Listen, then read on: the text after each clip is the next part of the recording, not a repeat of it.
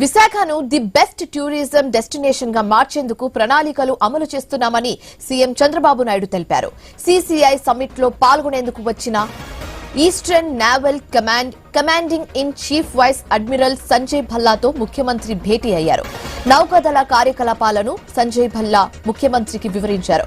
రక్షణ వ్యవస్థలో కీలకమైన భారత నౌకాదళానికి సేవలు అందించే కంపెనీలు, స్టార్టప్లను రాష్ట్రానికి ఆహ్వానించే అంశంపై ఇరువురి మధ్య చర్చ జరిగింది. ఆత్మనిర్భర్ భారత్ లక్ష్యాలకు అనుగుణంగా స్వదేశీ నౌకా నిర్మాణం, నౌకా సాంకేతికతకు తోడ్పాటును అందించేలా ప్రయత్నం చేస్తున్నట్లు సీఎం తెలిపారు. తూర్పు నావికా దళం నిర్వహించే ఫ్లీట్ రివ్యూలకు ప్రజల నుంచి వస్తున్న అనూహ్య స్పందనపైన సమావేశంలో చర్చించారు.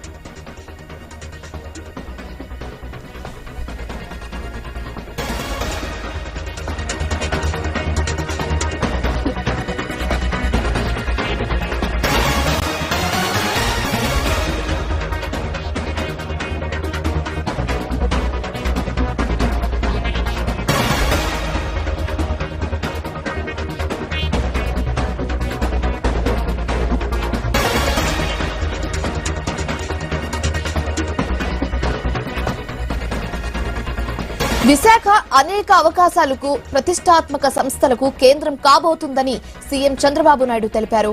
విశాఖ భవిష్యత్ నగరంగా మారబోతుందని, దానికి అనుగుణంగా రాష్ట్ర ప్రభుత్వం, నావి కలిసి పనిచేయాలని కోరారు. విశాఖ నాలెడ్జ్ ఎకనామిక్ కేంద్రంగా కాబోతుందని వివరించారు. నావి మ్యూజియం ఏర్పాటు చేయడం ద్వారా యువతకు రక్షణ రంగంపై అవగాహన కల్పించాలని చెప్పారు.